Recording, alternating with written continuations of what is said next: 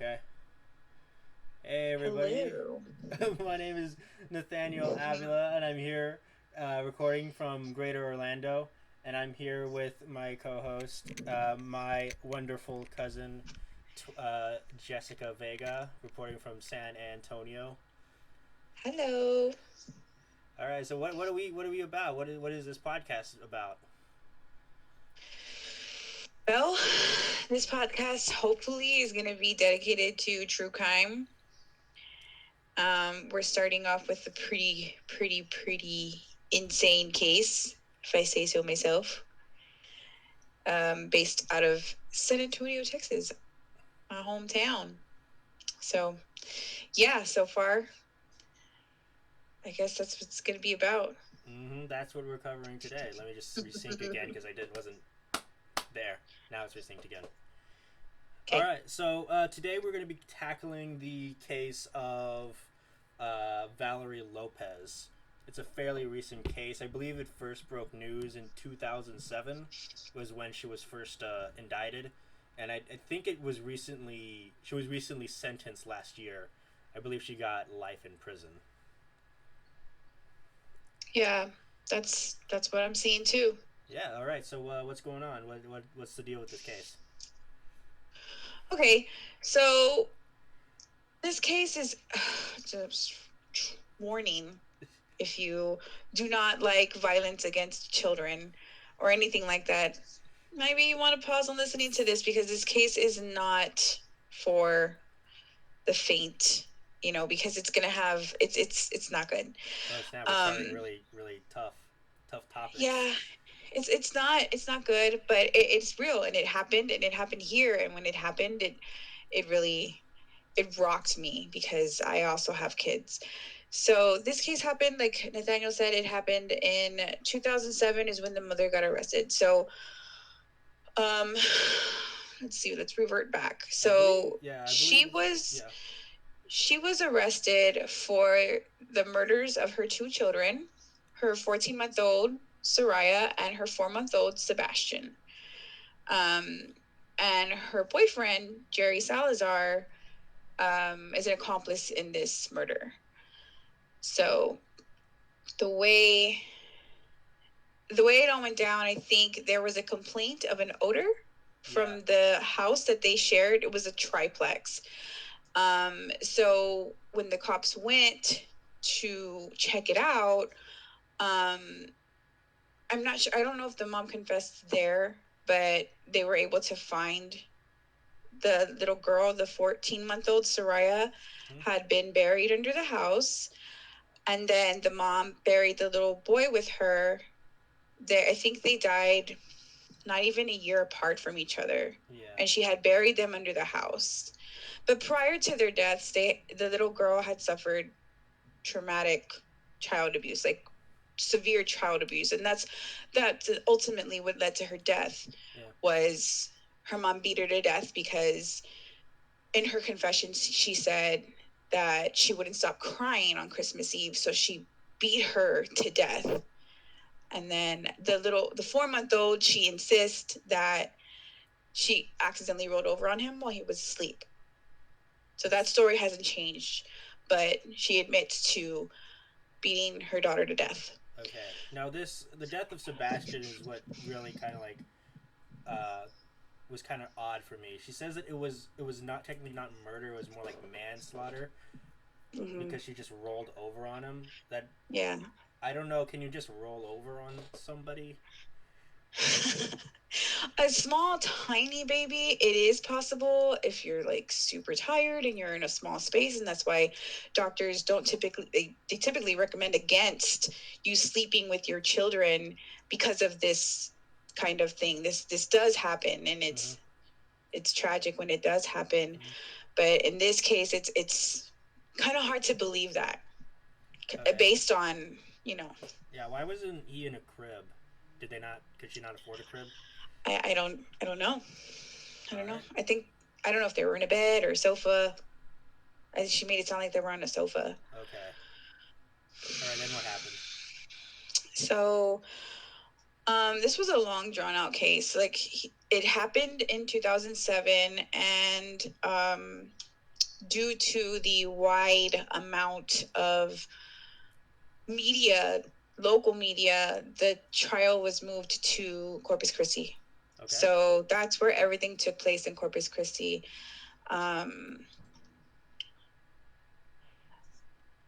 The father, well, he's not the father. Jerry Salazar was her live-in boyfriend at the time. I don't know a whole lot about him. I just know that he was a part of it. And from what I also read, her mother, Valerie's mother, believes that he is the one that did these things and that she is covering for him. Okay. So that's Yeah. what I also I know. found. I know his formal like sentence. He was found guilty of, I believe it was child abuse by omission. That Right, by just letting it happen. yeah. That Yeah. he, according So, to like that type of charge, he did not was not abusive toward the children, but he knew that uh, Lopez was abusive towards the children and chose to do nothing, mm-hmm. uh, which is just as bad as Yep. being convicted of the thing. Uh, Yep. yeah, and so do you think that he actually did it, and Valerie is just covering for him? I don't. I, Okay. I I was I was under the impression that there was several complaints made already prior for CPS, but all that stuff is hidden. Like, it's not hidden, but it's very tightly sealed and you can't really find that stuff. So I couldn't find any legit Any? documentation on CPS records prior to um the baby, like the 14-month-old being killed. But Okay. I was able to see that people had been making complaints about it. And I don't know if these complaints had been investigated. Yeah, I know he was very like he like cut Valerie off from the rest of her family. He was one of those types of boyfriends, like a bit possessive. Mm-mm-mm. It's terrible. Mm-hmm. Terrible. So, What happened next? yeah. um so I just know that when they got convicted, he got convicted of life with parole, and he was up for parole in 2018. Yeah. And then she got convicted for life without a chance of parole. Mm-hmm. I believe this all happened in 2008. Okay. They got sentenced. Like I said, they were all sentenced in Corpus Christi.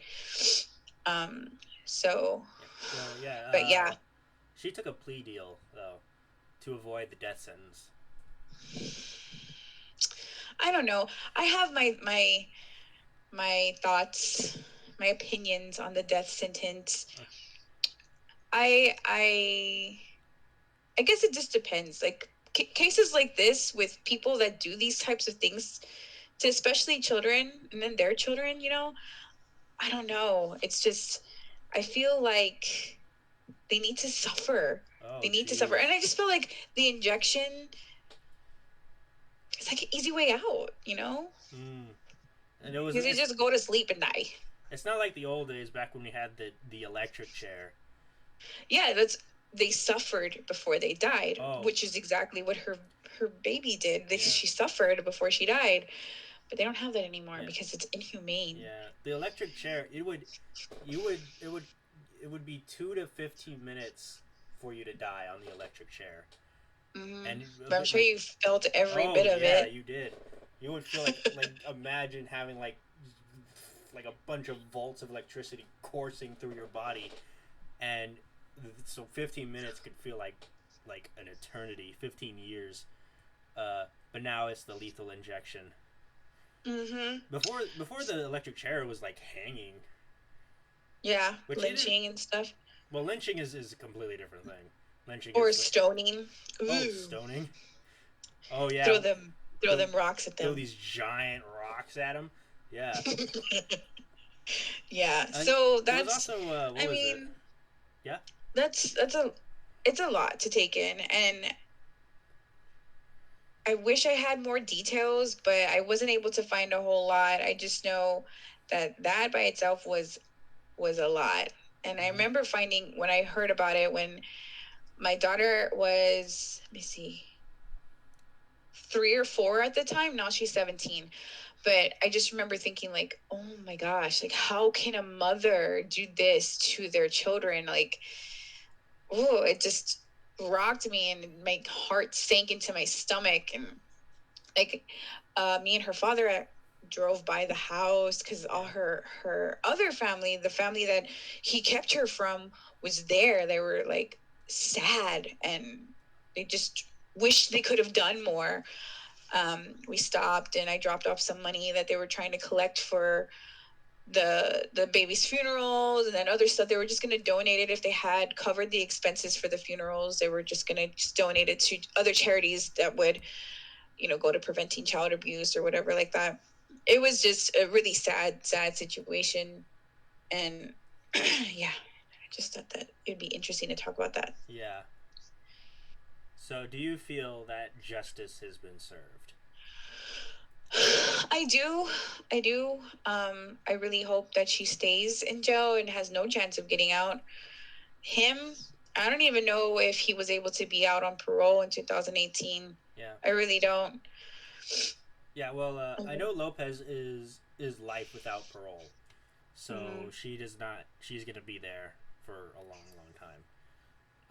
That's another thing about also with death row.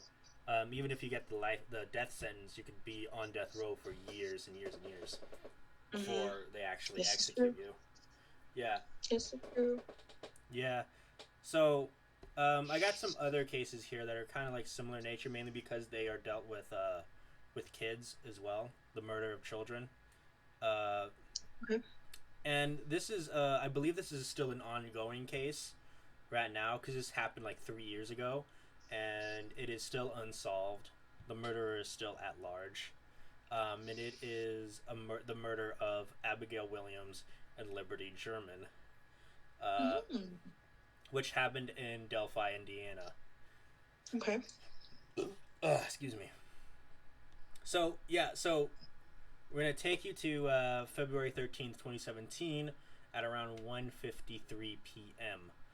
Abigail J. Abby Williams, who was 13, and Liberty Rose Lynn Libby German, who was 14 at the time, were dropped off by German's older sister, Kelsey German, at a trailhead in a country road 300 north west of the Hosier Heartland Highway.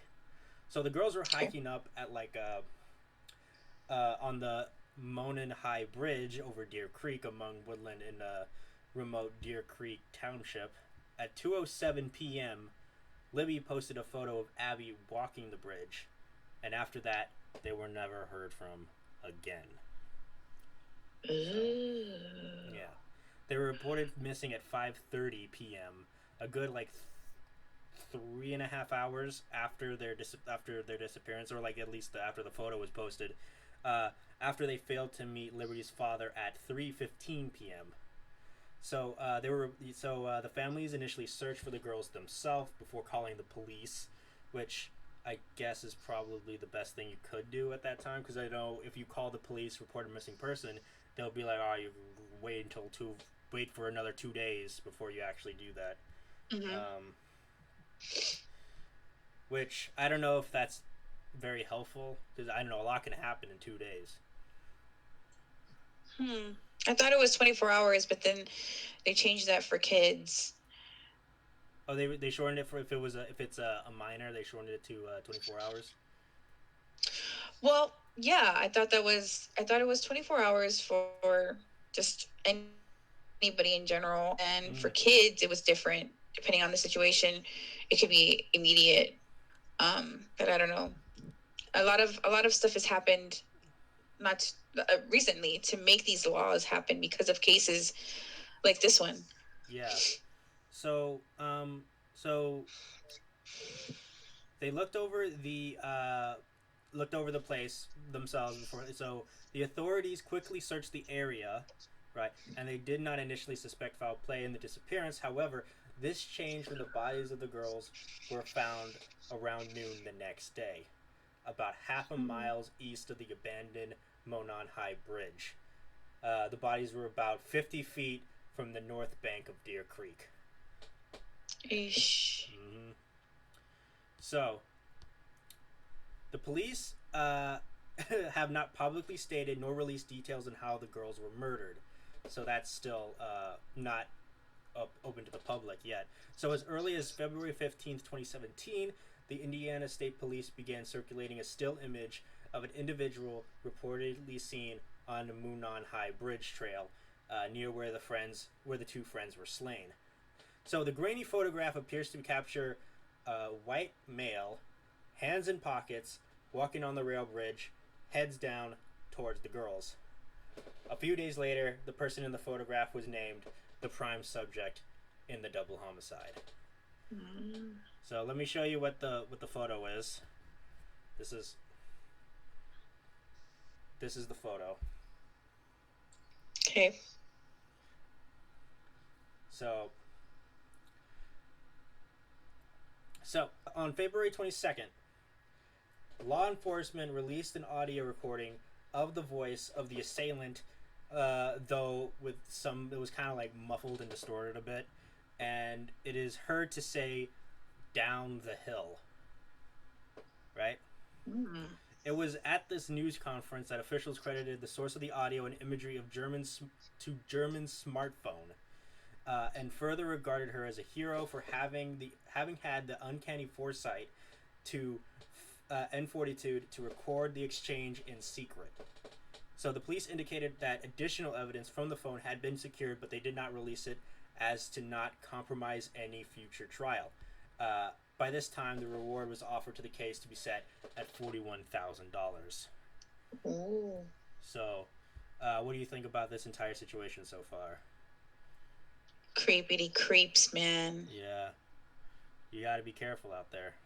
Yeah, for sure. I'm not making do nothing. Well, they gotta be staying inside too because of the pandemic going on. Yeah, but even before that, I do nothing. Really? What if they said, "Hey, can we play in the park?" No. Okay.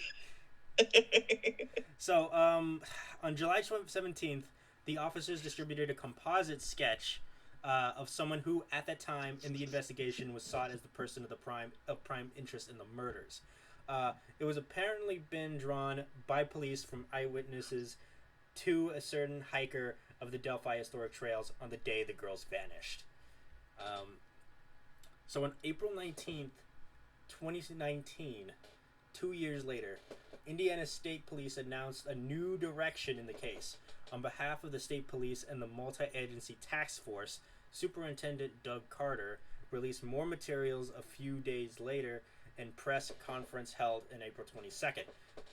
The new materials included a short video recording in which the blue jean and jacketed suspect is seen walking along the rail bridge for a little over a second. So Carter states that because of the deteriorated condition of the bridge, the suspect was not walking naturally due to the spacing between the ties. So, an updated sketch of the subject was also unveiled, as well as an extended version of the audio recording, in which the slight rise in the suspect's voice can be detected as he utters the word "guys" before the phrase "down the hill" that was previously mentioned. It is further explained that the previously released sketch showing an older man with a goatee and a cap is now considered secondary. By contrast, this clean-shaven individual and a newly revised composite of the primary sketch of the prime suspect. So police say that this person may range from age 18 to 40, which is a huge age range, you know. Mm-hmm. But caution that his youthful appearance could make him look younger than his true age. So let me show you what this particular composite sketch looks like. Okay. That's how it looks. Anybody you know? I know him. I'm just kidding. No. You shouldn't joke about these things. It's serious. Gotta be serious. Super serious. Yeah, we're gonna. Sorry. I know these are. Sorry, no, I'm serious. I know these are really tough topics, but we're gonna have to say some funny things to lighten the mood a little bit. For sure, man. Because this. If you let yourself fall into this what is it, like a black hole of just research of all this stuff. Like it can mentally drain you. You got to put some fun in there. Yeah. Even though this stuff is not, it's not Yeah. not light at all. Yeah. So on April 22nd, law enforcement reached out to a public urging to all people to look at the sketch, listen to the audio, and watch the video. And now the article that I'm getting this information from, I'm actually reading off of the Wikipedia article, said he kind of like breaks character a little bit and writes, "Watch how this coward walks on a high bridge." So that's how that happened. Also, to send any tips to the email Abby and Libby tip at cacoshrf.com. All right, that's Abby and Libby tip at cacoshrf.com. Now, I know we're not like uncovered unsolved mysteries or anything, but it's good to get this email out, right? For sure. Yeah. So, Anything helps. Yeah. So investigators revealed that they have reason to believe that the suspect might well be hiding in plain sight, and that the person is most certainly familiar with the area at Delphi, whether it be from living or working there or for any other reason. So an additional plea was made to help identifying the driver of the vehicle left abandoned off the Hosier Heartland Highway in Delphi at the Farmer Child Services office between noon and 5 p.m. on the day of the murders. So, ever since then, we do have a line of suspects. There are some people, or persons of interest, I should say, that may or may not have done this murder that the police are looking at. So, the first person of interest is one Paul Etter. So on July 23rd, 2019, after receiving a tip, authorities announced that Paul Etter was being considered a person of interest in the murders. Now, Etter was wanted for kidnapping and rape of a 26-year-old woman on June 22nd in Tippecanoe County. 5 days later, Etter was surrounded by the police, and after a 5-hour standoff, he committed suicide. So, that lead ran cold. That sucks. Yeah. But he wasn't the only person of interest. The other guy is a guy named Daniel J. Nations. Now, this guy was a piece of work, let me tell you. So, he was a registered sex offender from Indiana. He was arrested in a Woodland Park, Colorado in September 2017 and charged with threatening strangers on a monument trail with a hatchet. So, psycho. Yeah.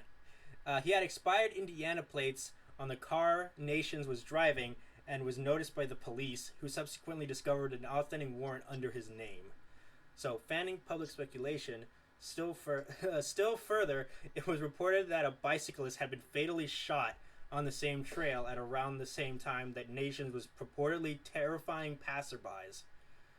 An El Paso County sheriff's spokesperson told reporters that, however many similarities there are between the cases, he was not at liberty to disclose them since Indiana investigators did not want any more information released. So, what are we thinking about this guy? He's a freaking... I don't know. I don't know. I wonder if he was maybe a drifter, or if he was somebody that, like you said earlier, does actually live there. But the suspect, I don't know. Yeah. Well, on January 5th, 2018, Nations was sentenced to 3 years of probation for threatening members of the public in Colorado. However, he was not released since he had an active warrant out on him back in Indiana. On January 24th, Nations was finally transferred to Indiana officials' custody in an unrelated charge, which was failure to register as a sex offender. So, what do you think?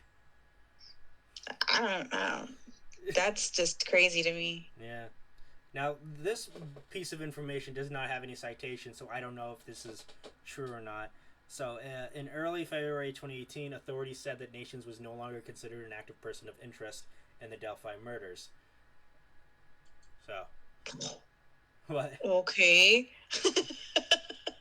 I wonder why. I wonder if it's because they just had to just say no. I have to move on to somebody else or what. Yeah. So I don't know how true that bit of information was because there's no citation there for it.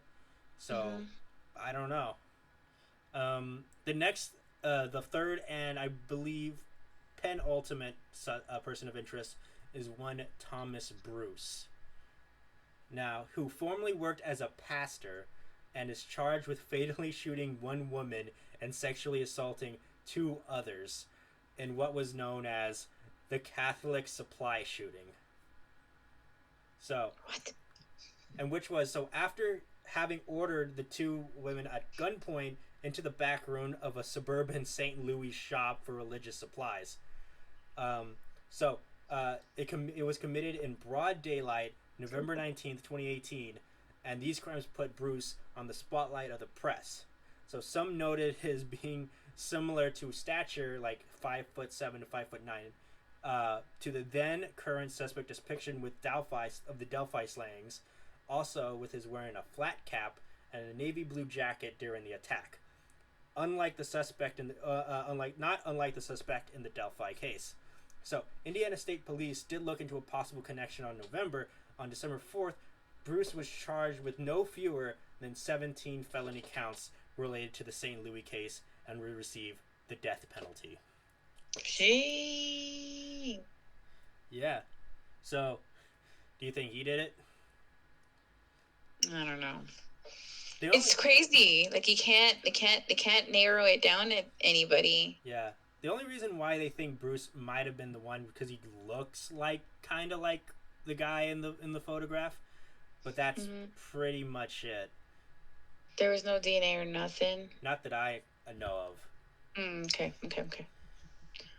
So the next guy and the last guy was a guy named Charles Eldridge, who was arrested on January 8th, 2019 in Union City, Indiana, on charges of child molestation and child solicitation.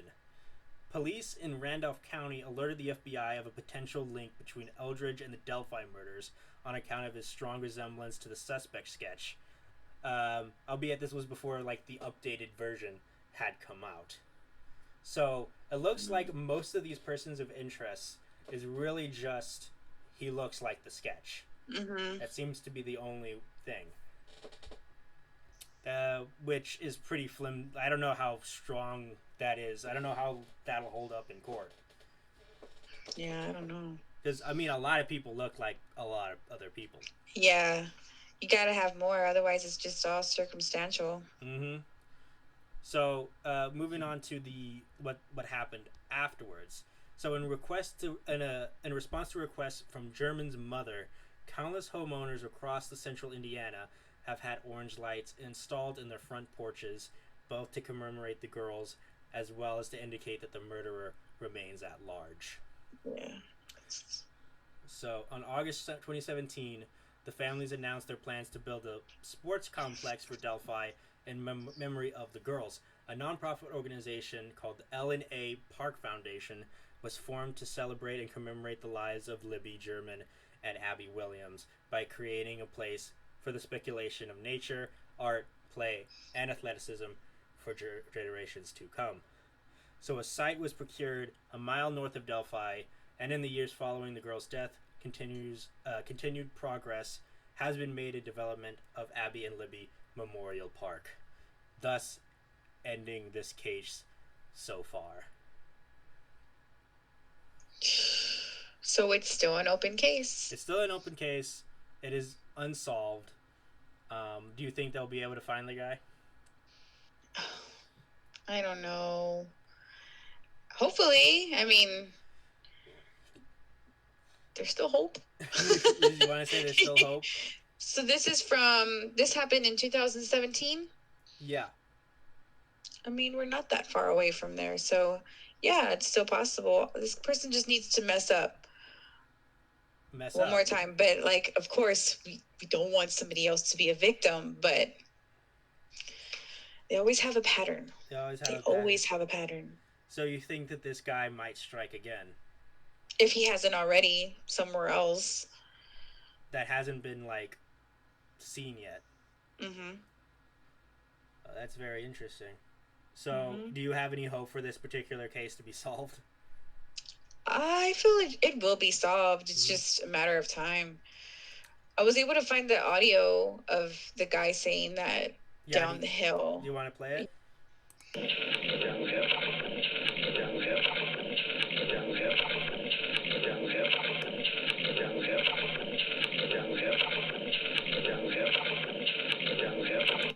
Yeah, and it just repeats like that. Yeah, it's just a loop. Pretty intense stuff. Mm, that's ugly. But she was smart to do that. Uh huh. I don't know how she was doing it, but she managed to get it. I don't know how long that particular video was, or if that was it. I'm sure there's more, but I'm sure that's hasn't been released yet. Oh yeah, that's for sure. I know a lot of these cases that are unsolved, the police intentionally leave a lot out so the public don't know. So when they do get suspects and they ask them questions, they want to see if they're going to tell them stuff that they haven't released to the public Yeah. yet. So this is still an ongoing case, so Yeah, it's also we to have a like lot of information already, but still. yeah, it's also to like help with a trial to use as Yeah. evidence in trial. Um, so another like case um, was that of the murder of a Christopher Barrios Jr., which happened in around like the same year. No, not the same year. In 10 years earlier in 2007, and he was a 6-year-old boy who was raped and murdered in Brunswick, Georgia, on March 8th, 2007, and his body was discovered on March 15th, 2007, just a few miles from where he disappeared. Hmm. Mm-hmm. So, there are a couple of people who were arrested after this moment. A guy named George, a guy named David, and Peggy Edenfield were all accused of Christopher's abduction and murder. A fourth person named Donald Dale, who was originally was charged with tampering with evidence and concealing a body, has since pleaded guilty to a lesser charge of lying to the police.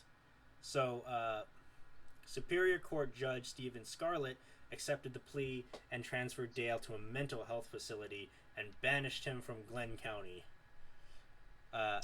Peggy Edenfield testified in the case against her husband, David, and has also agreed to testify against her son, George, during this trial. In exchange for her testimony, Peggy would not face the death penalty. So, That's ugly. mm-hmm. Now we're going into the trial. So, Okay. the main guy on trial is David Edenfield. So his trial began on September 24th, 2009 and ended on October 5th, 2009. The prosecution relied heavily on Edenfield's videotaped confession and his wife's testimony. Dr. Jamie Downs, who was the medical examiner who performed Christopher's autopsy, also testified to the extent of trauma found on the body and also the manner of death, which Edenfield's taped confession corroborated. So, the closing arguments began on the fifth day, and the jury was sent to deliberate that afternoon. On October 5th, with only 2 hours of deliberation, the jury came back with a verdict of guilty on all counts. On October 6th, Edenfield was sentenced to death. Death. Yeah. So, this case was actually solved. And so, what do you think about this particular event? Oh, sad, but I'm glad that it's a closed case and the guy was caught. Now, you said that there was 2 other people involved. Yeah. What was her name? Peggy and Peggy and George. Now I know Peggy got like she didn't get the death penalty because she entered like a deal in order to testify against David. Now George is the other guy, and we're gonna get into George right now. So on August 3rd, 2010, George was ruled mentally incompetent to stand trial. and was committed to a state of a mental hospital for evaluation. So it will be the determination of psychologists and other mental health experts to determine whether or not Edenfield, George in this case, will have a strong likelihood of becoming competent. So he hasn't gone through a trial yet because he is not mentally competent to stand trial as of right now. So that was what happened to him. Now, this David guy, this guy has got quite the rap sheet. And you can see because he was charged in 1994 for committing incest with his daughter, and completed guilty. He was sentenced to 10 years in probation. What the fuck? I'm sorry. 10 years probation for molesting your daughter? Mm-hmm. Like, what kind of effed up system? Man, where is this at though? Like, this was in Georgia. That's some backwoods BS. Oh snap, dude! Some backwoods malarkey. So he only got 10 years of probation for committing incest against his daughter. Terrible. Yeah. So as for George, he was convicted of 2 counts of child molestation and given probation on May 1997. What's up with these probations for these people who rob these children of their innocence? Yeah, it doesn't seem like the punishment fit the crime. So on September 2006, he was indicted for violating his probation by living less than 1,000 feet from a park in downtown Brunswick, and was ordered to move. And in March 5th, 2007, days before Christopher was abducted, Edenfield was sentenced to 10 years probation again. So, in Georgia, a state law banning convicted sex offenders from living within 1,000 feet of parks, playgrounds, child care facilities, schools, churches, swimming pools, and bus stops was passed in 2006.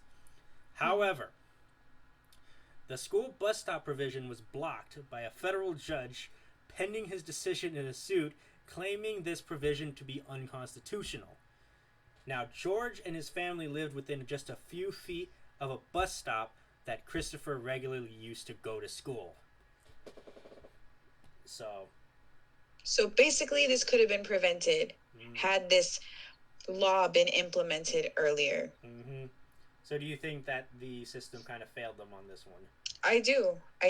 It's sad. It's sad that when you hear these types of cases, you hear how many times this could have been avoided over and over and over. A judge just gives them probation. Oh, probation. Oh, probation. It's ridiculous. And all that happened was they escalated.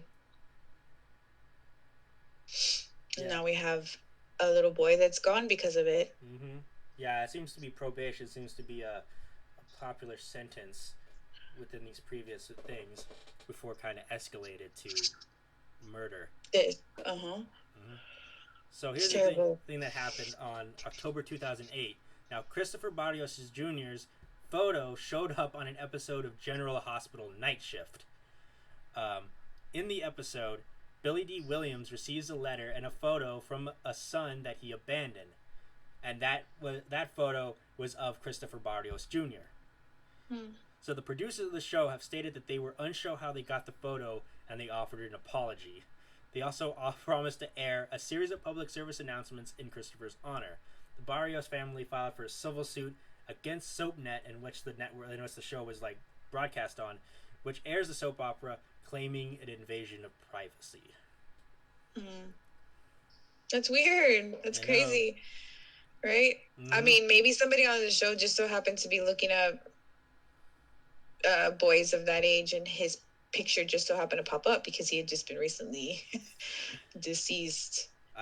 You can't just Google stock images or something, or just take a picture of one of the crew's kids, right? Or something that's what usually. I mean, he was the cute kid from what I'm looking at. what is his name? Christopher Michael Barrios Jr. Yeah. Can you like You share? look at pictures of him. Can you share your screen so we can see?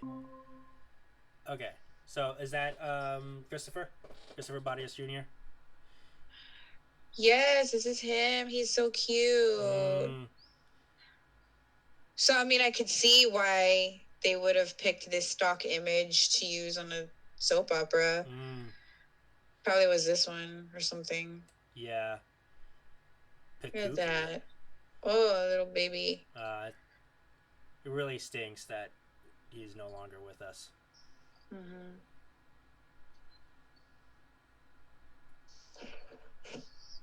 Okay, I'm gonna stop sharing. You're gonna stop sharing? Are you getting too sad?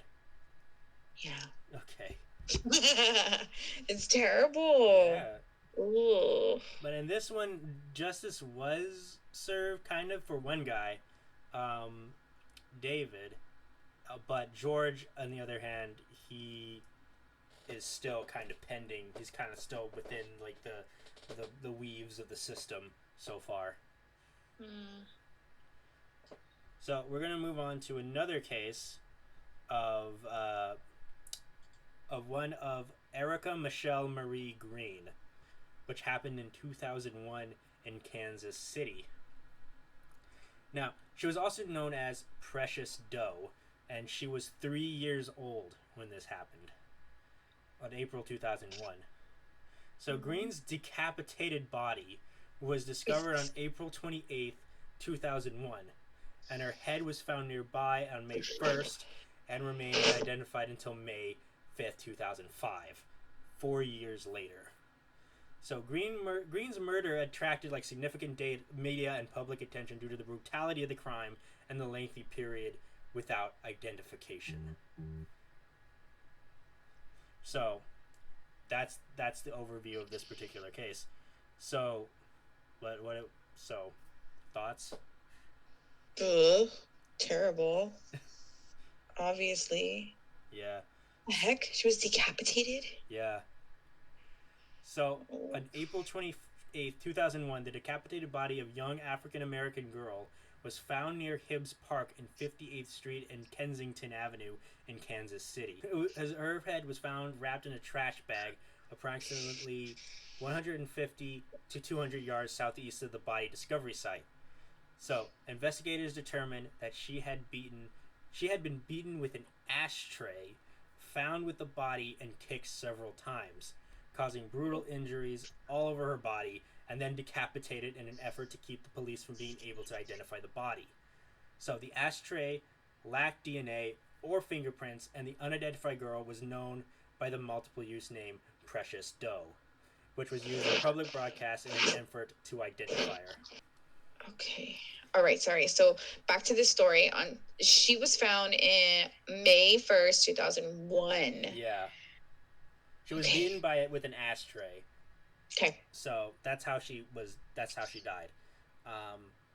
And the ashtray didn't have any DNA. They didn't have any fingerprints, and so she was then known as like Precious Doe because they didn't know what her name was until 4 years later in 2005.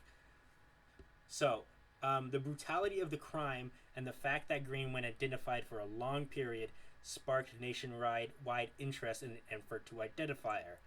Police released sketches, computerized facial reconstructions, and at least 2 busts. The case was featured in TV programs like America's Most Wanted and Cold Case Files several times. So on May 5th, 2005, Precious Doe was identified as Erica Green, a 3-year-old from Oklahoma.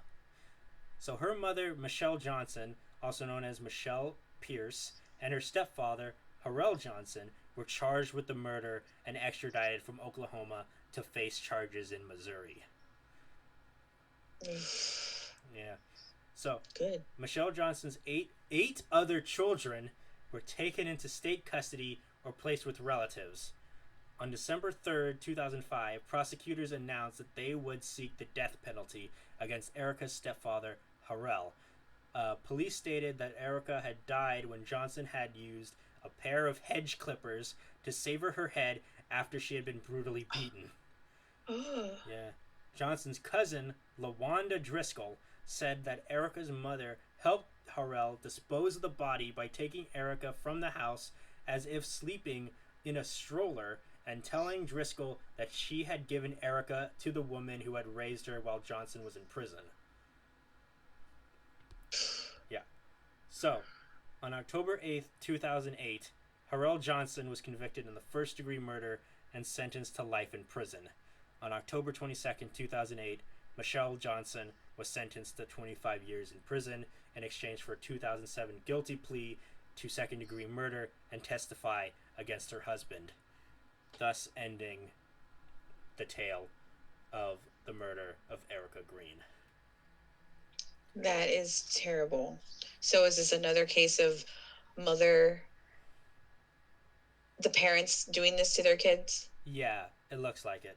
But I think the person who got like the brunt of the conviction would be the stepfather.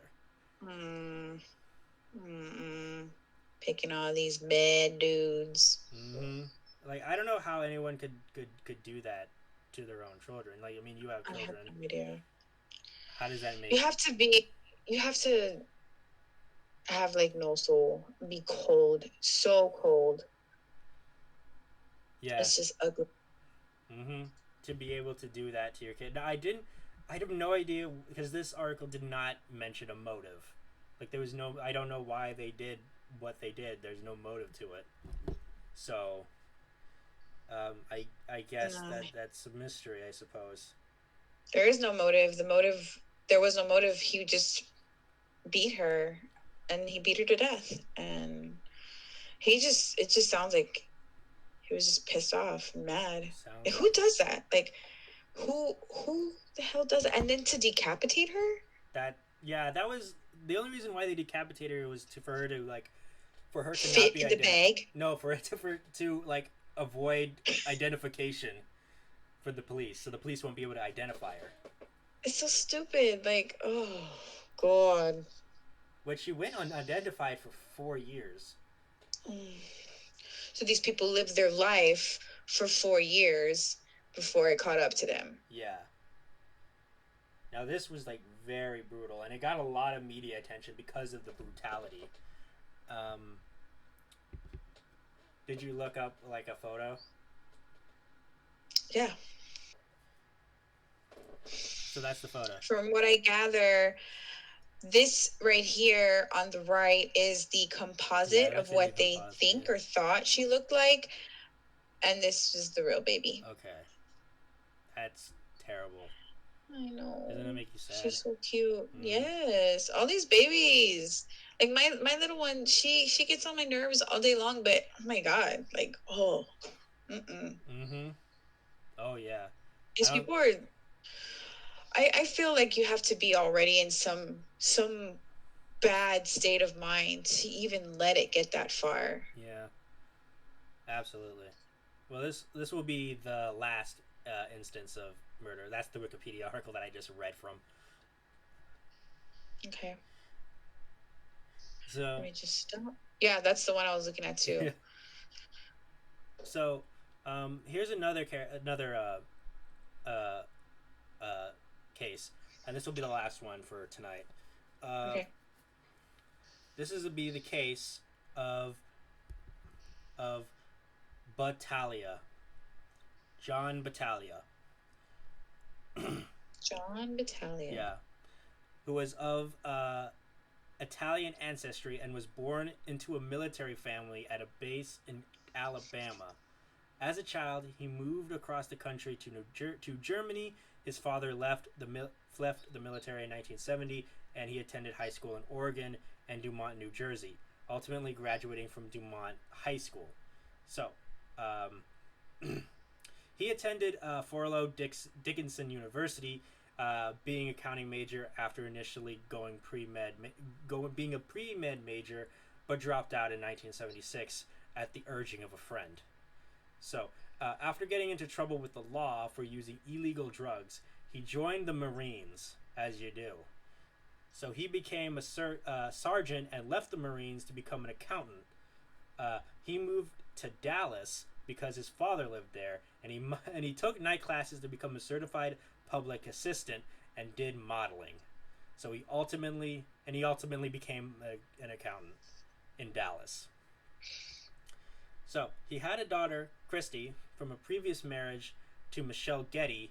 At one point, Getty filed a request for Battaglia to be arrested on grounds of harassment. So he had committed domestic violence against Getty. On one occasion, he assaulted her outside of a school Christy attended. On another, he caused a nasal fracture. So in another, he assaulted her at a bus stop in retaliation for the arrest request, causing her to be admitted to a hospital.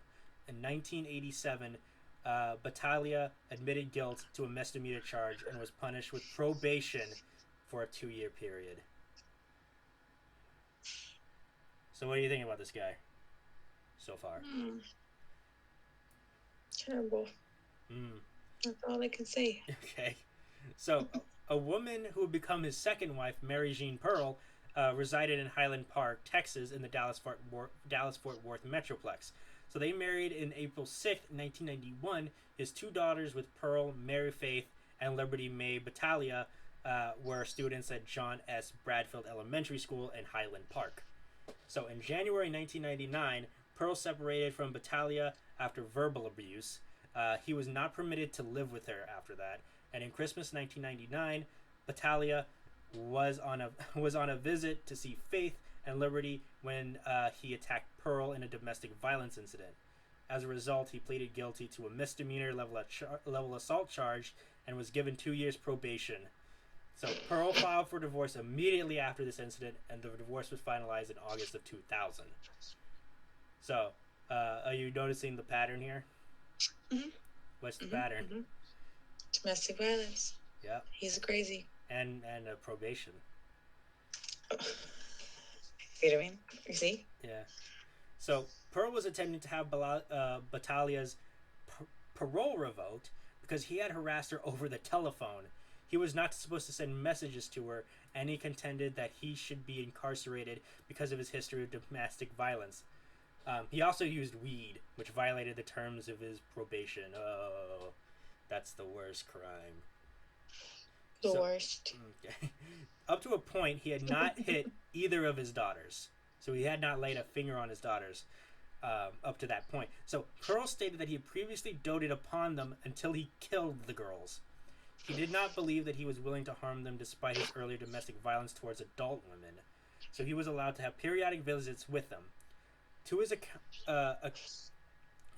acquaintances, he made negative statements about his ex-wives while making positive statements about his daughters.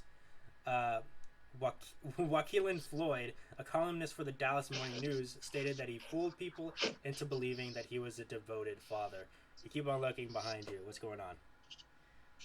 Oh, Anthony came inside. Okay. He's making all this noise like a rat Okay. in the kitchen. So now we're gonna go into the meat of this issue, the murders that he committed. Okay. So on May 2nd, 2001, Pearl left her daughters with Battaglia for a planned dinner, but he instead took them into his apartment in the Adam Hatz Lofts in Deep Ellum in Dallas. Battaglia called Pearl from the restaurant, and he shot and killed his daughters, ages 6 and 9, as he spoke to his ex-wife on the phone. So during the phone call, he asked Faith to ask Pearl. Now we're gonna go into the transcripts of the call, which is a bit intense.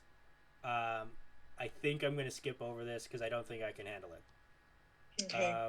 Okay. So Battaglia went to a tattoo parlor and got 2 roses representing his daughters on his left bicep. He was apprehended shortly afterwards, getting into a fist fight with the arresting police officers, which left him with a black eye. Police confiscated 16 firearms from the house. Texas authorities stated that Battaglia killed his daughters out of retaliation because Pearl had complained to his probation officer. So he didn't want to go to jail. Yeah. Okay. Because the first line from that transcript that went on was, the first thing he asked is, "Why do you want Daddy to go to jail?" That was the first thing he said. And the rest I don't think I can bring myself to read. Yeah. What are you crying? Oh no. Mm-mm. Oh, you should be Something in my crying. head. You should be Something in my crying. head. You should be crying. This is bad. Okay. So, at the funeral of the two girls was held at Our Redeemer Lutheran Church in North Dallas, and they were buried at Hillcrest Cemetery in North Dallas with Pearl's father. Now we're gonna go into like the trials of what happened. So Batalia's capital murder trial began in April 22nd, 2002, and was held at Frank Crowley's Courts building in Dallas. So Howard Blackman was the lead prosecutor. Battaglia was represented by Paul Johnson and Paul Brouchel. So jurors deliberated for 19 minutes before convicting Battaglia of the highest charge, capital murder. Mm-hmm. So during the penalty case of the trial, Battaglia's lawyers argued that their clients should not receive the death penalty because he had bipolar disorder. What do you think of that argument? No, it doesn't matter. You know, I'm sorry. It doesn't matter? Mm-mm. Why not? Why doesn't it matter? I don't think it matters when you kill your kids. So on April 30th, 2002, the same jury sentenced Battaglia to death. After he received his sentence, Battaglia was held in the Polunsky unit near Livingston. After the sentencing, his ex-wife told him to burn in hell forever. Do you agree? Yes. Yeah. Yes. Yes. She also said, "You are the most heinous murderers of modern times. I would like to say the next time you see me is when they put the needle in your arm, but I'm not going to waste the time to be there." Mm-hmm. You think that was pretty, how do you think that was? That was terrible. Freaking terrible. The line she said? I thought it was not everything. Like the entire thing. Yeah. But yeah, I mean, I'd rather him sit in jail forever. So Pearl changed her mind and witnessed the execution nearly 16 years later. So Christy Battaglia publicly expressed support for Battaglia's execution, as did Getty. So he sat on death row for 16 years before he was executed. Should have been longer. Should have been longer. The death sentences are automatically appealed, but Battaglia's appellate attorneys, or is it appellate attorneys, fought to have a sentence commuted from death to life without parole. So Battaglia was scheduled to be executed on March 30th, 2016, but the 5th U.S. Circuit Court of Appeals issued a stay so that the court could rule on his attorney's claims that he was not mentally competent to be executed. So, what do you think about that? Well, were they able to get that plea? Well, let's find out. So, the state of Texas did not challenge his stay, and his execution was postponed. Okay. So, on August 15th, 2016, Battaglia was given an execution date of December 7th, 2016. On December 2nd, the Texas Court of Criminal Appeals issued a stay of extension for Battaglia due to questions concerning his mental competency. So the ruling gave the attorneys 60 days to argue before the Court of Criminal Appeals. So, okay. On September 20th, 2017, the Texas Court of Criminal Appeals dismissed Battaglia's claim of mental incompetence. So at a competency hearing in November 2016, a mental health expert testified that Battaglia was likely faking symptoms of a mental illness in an attempt to delay his execution. So the appeals court affirmed this, stating that Battaglia was likely belligerent. So, belligerent? Yeah, belligerent. Which means like the fabrication or feigning or exaggeration of a physical and psychological symptoms designed to achieve a desired outcome. Okay. So, before making the challenges of mental capacity, Battaglia read that relevant legal cases at Polunsky Unit's Law Library. So on October 31st, Halloween 2017, Battaglia's death warrant was signed, and a new execution date was set for February 1st, 2018. Eesh. Subsequent appeals failed. Battaglia was executed by lethal injection at 9:40 p.m. on February 1st, 2018, at the Huntsville unit in Huntsville. Nearly 16 years after his original sentencing, no one was in the convict's side of the witness room. So nobody who was there, who cared for him, was there. Mary Jean Pearl was on the victim's side of the death chamber, viewing area to watch him die. Upon seeing his ex-wife in the witness room, Battaglia said, "Well, hi, Mary Jean." Then turning to the warden, stating, "I'll see y'all later. Bye. Go ahead, please." As she walked away from the glass window that separated her from Battaglia, Pearl said, "I've seen enough of him." Yeah. So what are you thinking about those last words? Ugh. Yeah. I wouldn't have said anything. You wouldn't have said anything? Mm-mm. Okay. Now, during the 2000s, this was one of a spate of domestic homicides related to Park City's Highland Park and University Park, two wealthy enclaves in the Metroplex, which I have been there, and let me tell you, it is pretty rich. Let me tell you, they're like $1 million homes. Really? Oh yeah.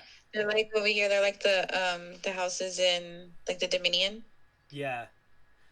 Like Nice. if you go to like in the, I believe it was North Star, I believe it's North Star, or is it North Park? North Park. In the North Park Mall around that area, especially at night and the weekends, there will be like these sports cars all lined up for like special events and stuff. Wow. So Stephen McCowd of the Dallas Observer wrote, "Never in memory have the Park Cities been jolted by such unspeakable and apparently similar family homicides as the three most recent killings, all of which occurred in a 25-month cluster." Now, here it is thing called No Daddy Don't, A Father's Murderous Act of Revenge, a 2003 nonfiction book by Irene Price, which was about the murders. So a book was written about it called No Daddy Don't. So, Faith and Liberty's Place, a center for supervised visits of children operated by the Dallas Domestic Abuse Shelter, the Family Place was established in memory of the victims. So, as a result of the crime, Toby Goodman sponsored a bill in the Texas state legislature that would ask judges to consider history of domestic violence when considering whether or not parental visits with children would be supervised.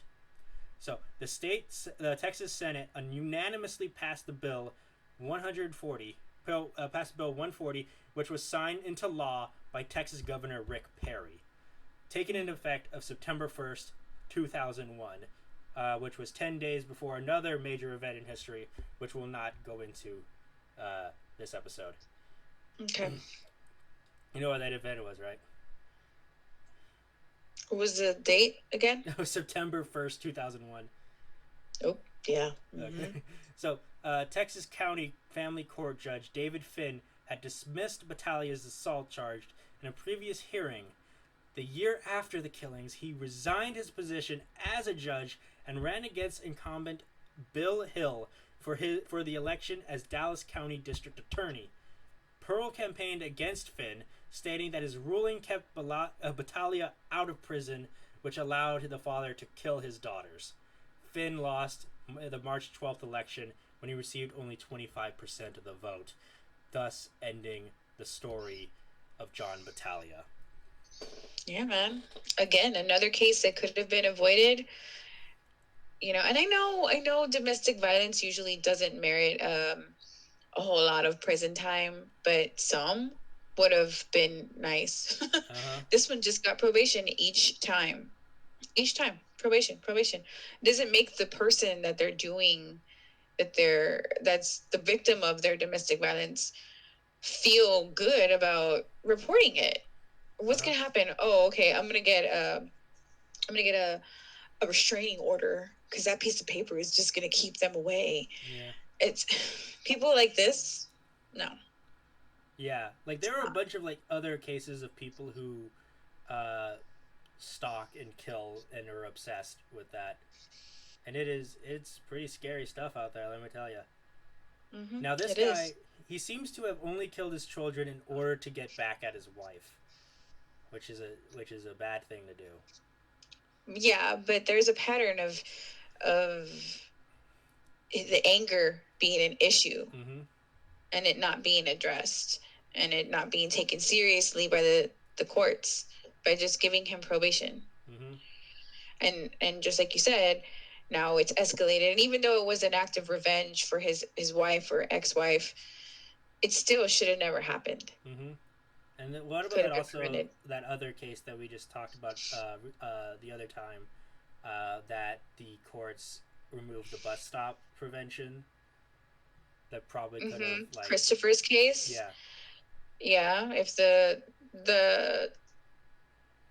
the lawmaker or the person that was delaying this from being pushed through would have just allowed it to happen, these people wouldn't have been living as close as they were to the bus stop Mm-hmm.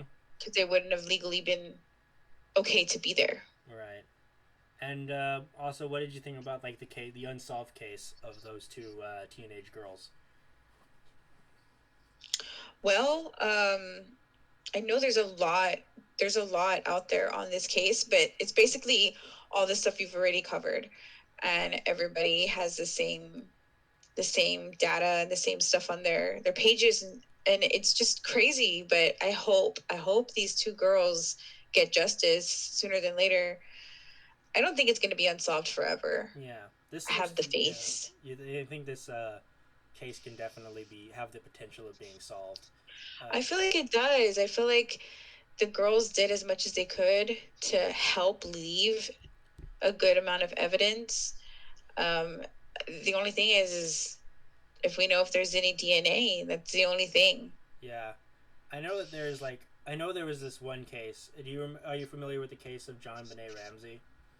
Oh God, That is, that case was a mess.